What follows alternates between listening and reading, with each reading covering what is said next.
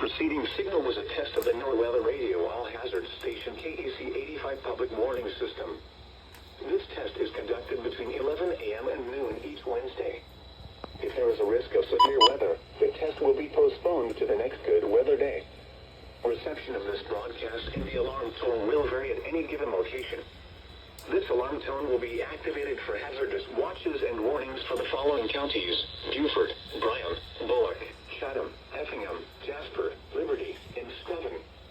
This concludes the weekly test of the NOAA radio all-hazard station KEC85 by the National Weather Service Office in Charleston, South Carolina.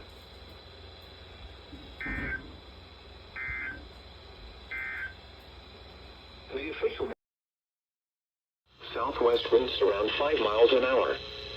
Chance of rain 60%. Friday night, showers likely with a chance of thunderstorms. Lows in the mid-60s.